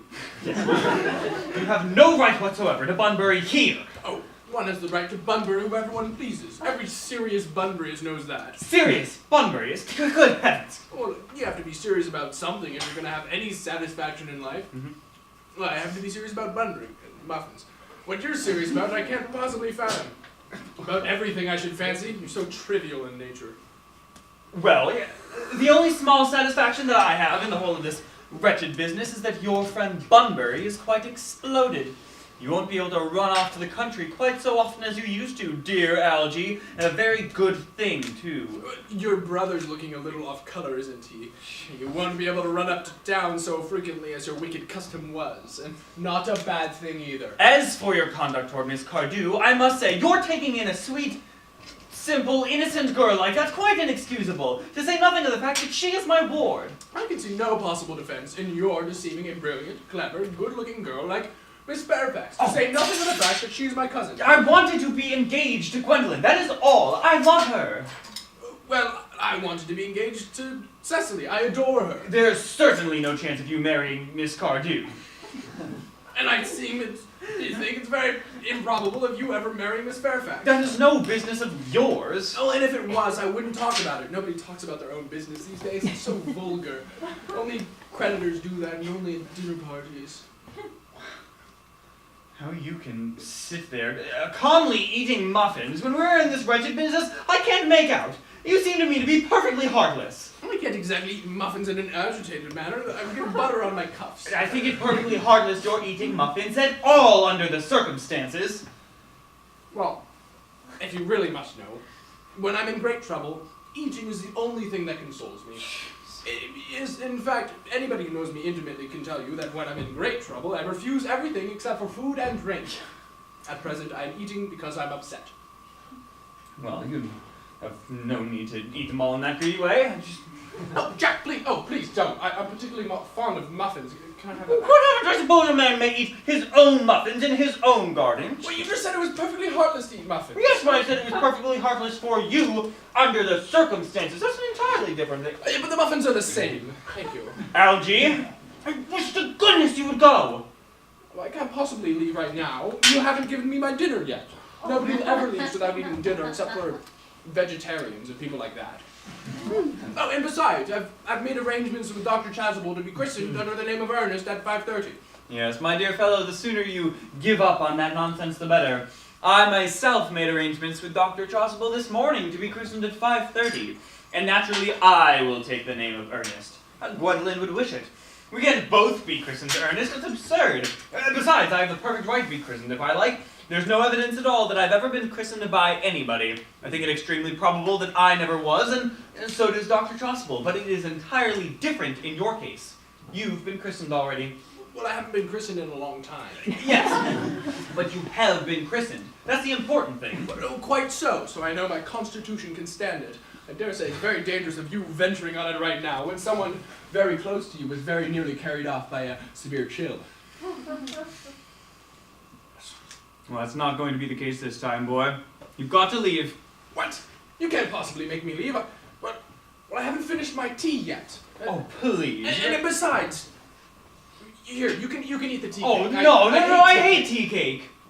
Well, what ideas you have of hospitality? Why on earth do you serve it up to your guests? But Alfie, I wish to goodness you would just leave. I've already told you that I don't want you here. Why don't you go?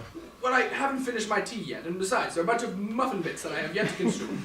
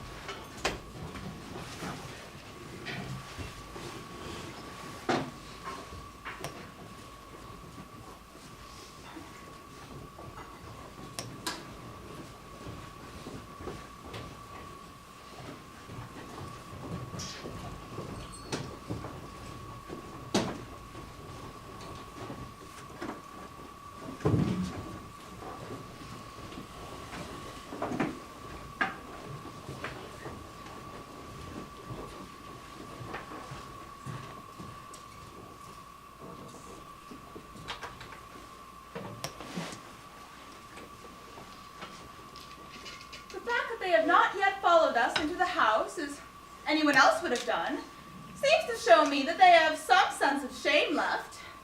Well, they have been eating muffins. That looks like repentance. They don't seem to notice us at all. Couldn't you cough? But I haven't got a cough. They're looking at us. What effrontery. Oh, they're approaching. Well, that's very forward of them. Let us preserve a dignified silence. Certainly. It is the only thing to do now.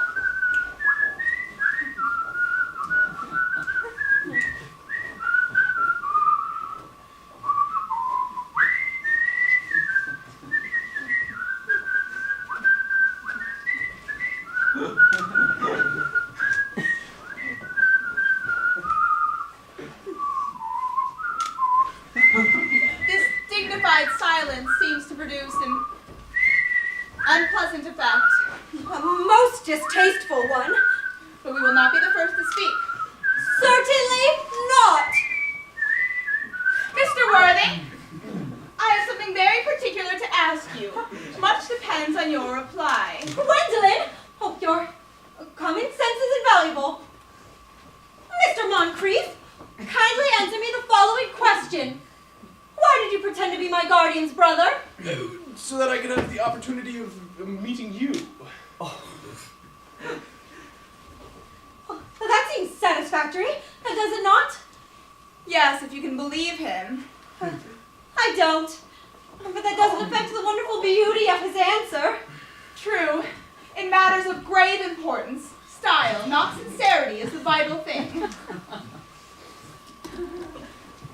Mr. Worthing, what explanation can you offer me for pretending to have a brother?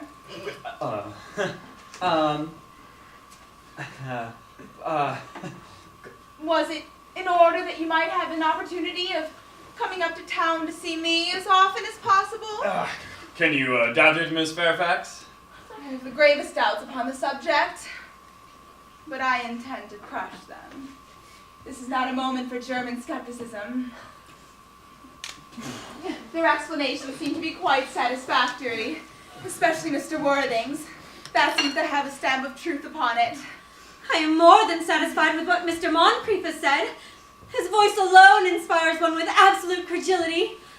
Then you think we should forgive them? Yes! No. True. I had forgotten. There are principles at stake that one cannot surrender. Which of us should tell them? The task is not a pleasant one. Could we not both speak at the same time? An excellent idea. Oh. I nearly always speak at the same time as other people. Will you take the time for me?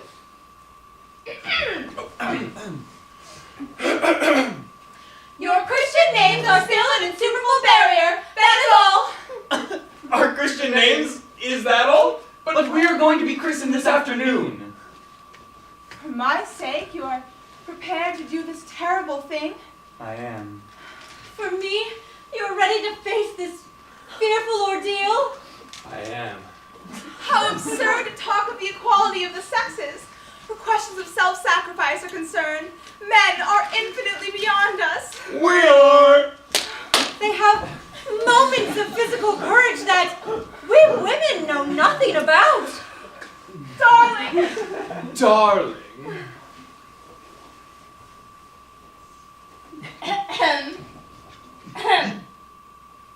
Lady Bracknell. Oh! What does this mean? Merely that I am engaged to be married to Mr. Worthing, Mamma. Come here. Sit down. Sit down immediately. Hesitation of any kind is a sign of mental decay in the young, of physical weakness in the old. Apprised, sir, of my daughter's sudden flight by her trusty maid, whose confidence I purchased by means of a small coin, I followed her at once by a luggage train. Her unhappy father is, I am glad to say, under the impression that she is attending a more than usually lengthy lecture at the University Extension Scheme on the influence of a permanent income on thought. I do not propose to undeceive him. Indeed, I have never undeceived him on any point. I would consider it wrong. However, you will understand clearly that all communication between yourself and my daughter must cease immediately from this moment. On this point, as indeed on all points, I am firm. I am engaged to be married to Gwendolyn, Lady Bracknell. You are nothing of the kind, sir. And now, as regards Algernon. Algernon! Yes. Yes, Aunt Augusta. May I ask if it is in this house that your invalid friend, Mr. Bunbury, resides? No, Bunbury is somewhere else at present. In fact, Bunbury's dead. Dead? When did Mr. Bunbury die? His death must have been extremely sudden. Well, I killed Bunbury this afternoon. No, Bunbury died this afternoon. What did Mr. Bunbury die of? He exploded. Exploded? Was he the victim of a revolutionary outrage? I was not aware that Mr. Bunbury was interested in social legislation. If so, he is well punished for his morbidity. Well, I mean to say that he was found out. The doctors found out he could not live, and so he died. That's what I mean. He seems to have great confidence in the opinions of his physician. Quite right. I am glad, however, that he made up his mind at the last to some definite course of action, and acted under proper medical advice. And now that we have finally got rid of Mr. Bunbury, may I ask Mr. Worthing, whose hand my nephew Algernon is holding in what seems to be a peculiarly unnecessary manner? That young lady is my ward, Miss Cecily Cardew. I'm engaged to be married to Cecily. I beg your pardon? Algernon and I are engaged to be married, Lady Bracknell.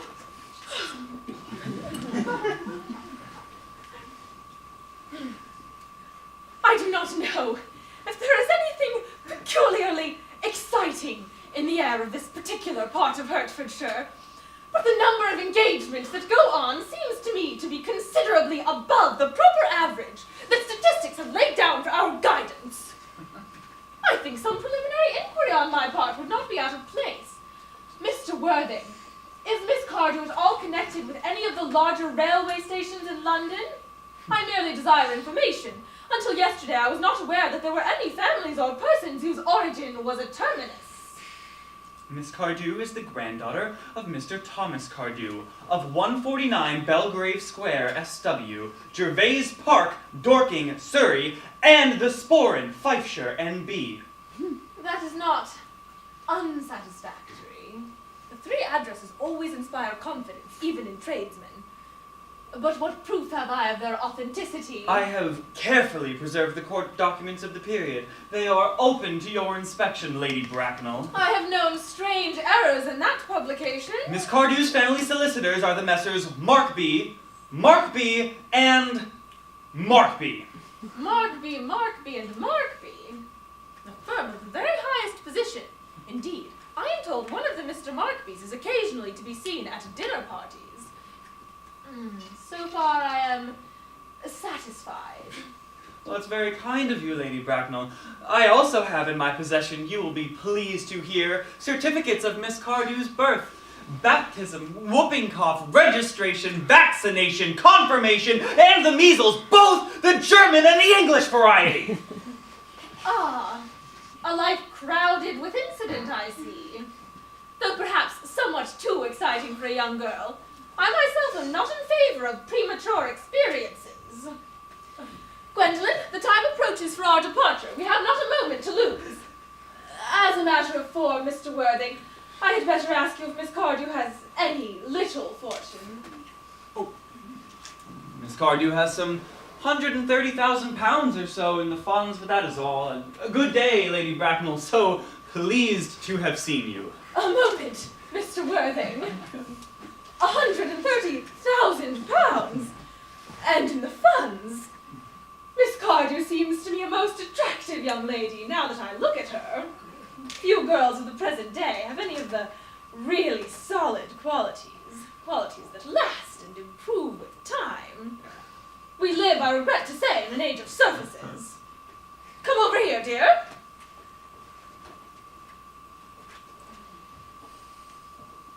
Your dress is sadly simple, and your hair looks almost as nature might have left it. But we can soon alter all that. A thoroughly experienced French maid can produce a really marvelous effect in a very brief space of time. I remember recommending one to young Lady Lansing, and after 3 months her own husband did not know her. And after 6 months, nobody knew her. Kindly turn round, sweet child. No, the side view is what I want. There are distinct social possibilities in your profile. The two weak points of our age are its want of principle and its want of profile. The chin a little higher, dear. Style largely depends on the way the chin is worn. They're worn very high just at present. Algernon? Yes, Aunt Augusta. There are distinct social possibilities in Miss Cardew's profile. Oh, Cecily's the prettiest girl I've seen in my entire life. I don't care twopence about social possibilities. Never speak disrespectfully of society, Algernon. Only people who can't get into it do that. Of course you know, dear child, that Algernon has nothing but his debts to depend upon. But I do not approve of mercenary marriages. When I married Lord Bracknell, I had no fortune of any kind. But I would not have dreamed for a moment of allowing that to stand in my way. Well, I suppose I must give my consent. Oh, thank you, Aunt Augusta. Cecily, you may kiss me. Thank you, Lady Bracknell. And you may call me Aunt Augusta for the future. Thank you, Aunt Augusta. The marriage had better take place quite soon, I think. Oh, thank you, Aunt Augusta. Thank you, Aunt Augusta. To speak frankly, I am not in favor of long engagements. They give people the chance of finding out each other's character before marriage, which I think is never advisable. I beg your pardon for interrupting, Lady Bracknell, but this marriage is quite out of the question. You see, Miss Cardew cannot marry without my consent until she comes of age. That consent I absolutely decline to give. Upon what grounds, may I ask? Algernon is an extremely, I might almost say ostentatiously eligible young man. He has nothing, but he looks everything. What more can one desire?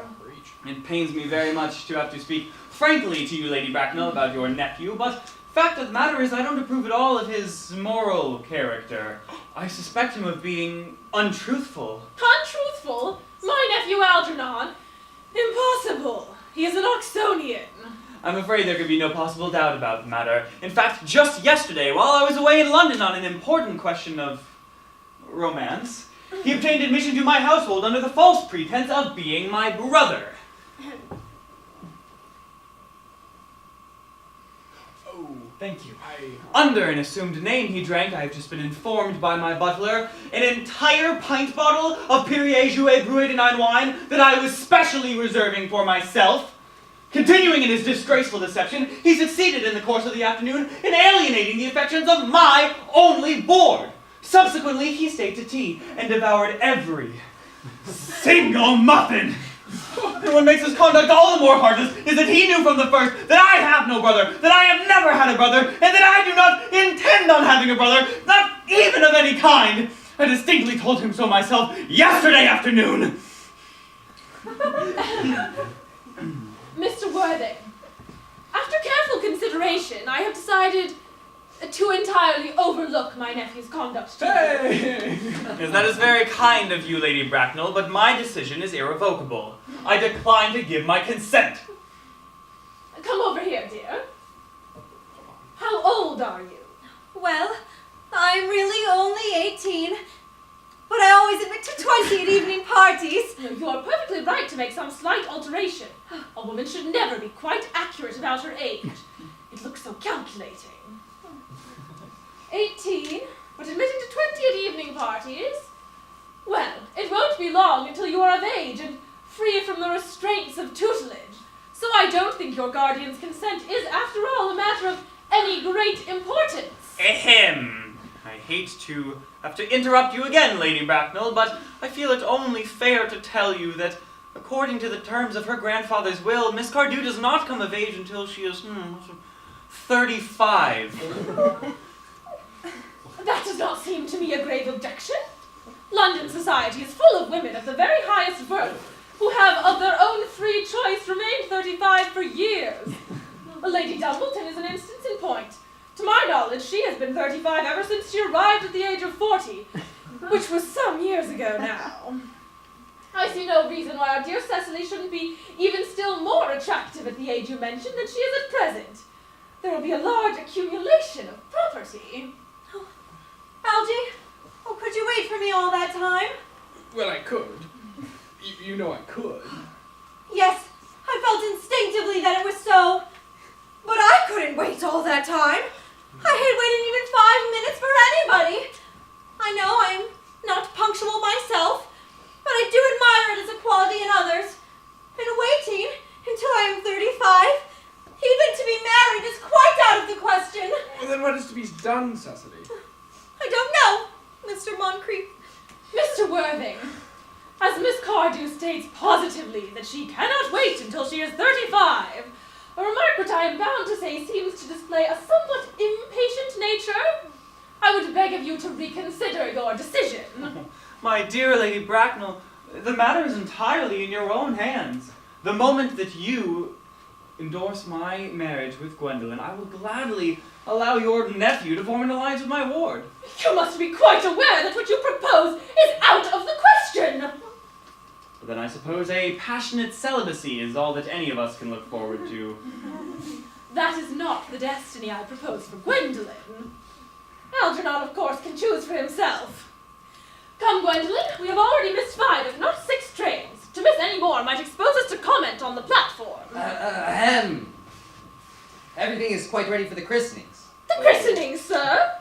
Is that not somewhat premature? Both of these gentlemen have expressed a desire for immediate baptism. At their age? The idea is grotesque and irreligious. Algernon, I forbid you to be baptized. Okay. Your uncle would be highly displeased to learn that that was the way in which you wasted your time and money. Well, then am I to understand that there are to be no christenings at all this afternoon? I don't think that as things are now, it would be of much practical value to either of us, dear doctor. Well, I'm grieved to hear such sentiments from you, Mr. Worthing. They savor of the heretical views of the Anabaptists, views that I have completely refuted in 4 of my unpublished sermons. However, as the present mood seems peculiarly secular, I will return to the church at once. In fact, I have just been informed by the pew opener that for the past hour and a half, Miss Prism has been waiting for me in the vestry. Miss Prism? Did I just hear you mention a Miss Prism? Yes, Lady Bracknell, I'm on my way to join her. Pray, allow me to detain you for a moment. This matter may prove to be one of vital importance to Lord Bracknell and myself. Is this Miss Prism a female of repellent aspect, remotely connected with education? She is the most cultivated of ladies, and the very picture of respectability. It is obviously the same person. May I ask what position she holds in your household? I am a celibate, madame. Miss Prism, Lady Bracknell, has for the last 3 years been Miss Cardew's esteemed governess and valued companion. In spite of what I hear of her, I must see her at once. Let her be sent for. She approaches. She's not. I was told you expected me in the vestry, dear Ken. I've been waiting for you there for the last hour and 3/4. Prism! Come here, Prism! Prism? Where is that baby? 28 years ago, Prism, you left Lord Bracknell's house, number 104 Upper Grosvenor Street, in charge of a perambulator that contained a baby of the male sex. You never returned. 2 weeks later, through the elaborate investigations of the Metropolitan Police, the perambulator was discovered at midnight in a remote corner of Bayswater. It contained the manuscript of a 3-volume novel of more than usually revolting sentimentality. But the baby was not there! Prism! Where is that baby? Lady Bracknell, it was a shame that I do not know. I only wish I did. The plain facts of the case are these. On the morning of the day you mention, a day that is forever branded upon my memory, I prepared as usual to take the baby out in its perambulator. I carried also with me a somewhat old but capacious handbag in which I had intended to place the manuscript of a work of fiction I had written in my few unoccupied hours, in a moment of mental abstraction for which I can never forgive myself. I deposited the manuscript in the bassinet and placed the baby in the handbag. Just where did you place the handbag? Do not ask me, Mr. Worthing. Miss Prism, this is a matter of no small importance to me. I demand to know where you deposited that handbag. I left it in the cloakroom of one of the larger railway stations in London. What railway station? Victoria, the Brighton line. I must retire to my room for a moment. Gwendolyn, you will wait here for me? As long as you are not too long, I will wait here for you all my life. What do you think this means, Lady Bracknell? I dare not even suspect Dr. Chasuble. I need hardly tell you that in families of high position, coincidences are not supposed to occur. Oh, Uncle Jack seems strangely agitated. Your guardian has a very emotional nature. This noise is extremely unpleasant. It sounds as if he was having an argument. I dislike arguments of any kind. They are always vulgar, often convincing. Well, let it stop now. I wish you would arrive at some conclusion. The suspense is terrible. I hope it will last. Miss Prism! Miss Prism! Is this the handbag? Examine it carefully before you speak. The happiness of more than one life depends on your answer. It seems to be mine. Yes, here's the injury I received through the upsetting of a Carriage Street omnibus. That was in younger and happier days. And here's the scene on the lining caused by the explosion of a temperance beverage, an incident that occurred in Leamington. Oh, here in the locker, my initials. I had forgotten that. In an extravagant mood, I had them placed there. The bag is undoubtedly mine. I'm delighted to have it so unexpectedly returned to me, which is a great inconvenience, being without it all these years. Miss Prism, more is returned to you than that handbag. I was the baby that you placed in it. You? Yes. Mother! Oh, Mr. Worthing! I'm unmarried! Unmarried. I cannot deny that is a serious blow. But after all, who has the right to cast a stone against one who has suffered? Cannot repentance wipe out an act of folly? Why should there be one law for men and another for women? Mother, I forgive you. Mr. Worthing, there is some error. There, it's the lady who can tell you who you really are. Lady Bracknell, I hate to seem inquisitive, but would you kindly mind informing me who I am? I'm afraid the news I have to give you will not altogether please you. You are the son of my poor sister, Mrs. Moncrief, and consequently Algernon's elder brother. Algy's elder brother, huh? I always knew I had a brother, and I always told you I had a brother. Cecily, how could you have ever doubted that I had a brother? Dr. Chasuble, my unfortunate brother. And Miss Prism, my unfortunate brother. Gwendolyn, my unfortunate brother. Dear Algy, you will have to treat me with more respect in the future. You've never treated me like a brother in all your life. Well, not till today, old boy, I do admit I was a little bit out of practice. You're good. My own. Dear. But what own are you? What is your name now that you've become someone else? Good heavens, I had quite forgotten about that fact. Your decision on the subject of my name is irrevocable, I suppose. I never change, except in my affections. Gwendolyn, what a noble nature you have! Right, well, the matter must be cleared up at once, then. I beg your pardon, Lady Bracknell, but when Miss Prism left me in a handbag, had I been christened already? Every luxury that money could buy, including christening, had been lavished on you by your fond and doting parents. Then I have been christened. That much is settled. All right. What name was I given? Let me know the worst. I cannot recall what the General's Christian name was, but I've no doubt he had one. He was an eccentric, I admit, but only in later years, and that was the result of marriage and indigestion and the Indian climate and other things of... Algy, can't you recollect what our father's Christian name was? Well, he died before I was a year old. We never really talked much. His name would appear on the army list of the period, I suppose. The General was essentially a man of peace, except in his domestic life. But I've no doubt his name would appear in any military directory. But the army list for the last 40 years have been here. These novels should have been of my constant study. M generals. We have Malum, Markby, Migsby. What ghastly names they all have. Mobbs, Morley, Moncrief. We have Lieutenant 1840, Lieutenant Colonel, Colonel, General 1869. Oh, Christian names! Ernest! John! Gwendolyn, I always told you that my name was Ernest, and now, naturally, it is Ernest. Yes, I recall now that the General was called Ernest. I knew I had some particular reason for disliking the name. My own Ernest. I felt from the first you could have no other name. Gwendolyn, it is a very painful thing for a man to discover that his entire life he's been telling nothing but the truth. Can you forgive me? I can, for I feel you are sure to change. Oh, my own one. Letitia. Cedric at last. Cecily at last. Gwendolyn, at last. My nephew, you seem to be displaying signs of triviality. On the contrary, Aunt Augusta, I have discovered for the first time in my life the vital importance of being earnest.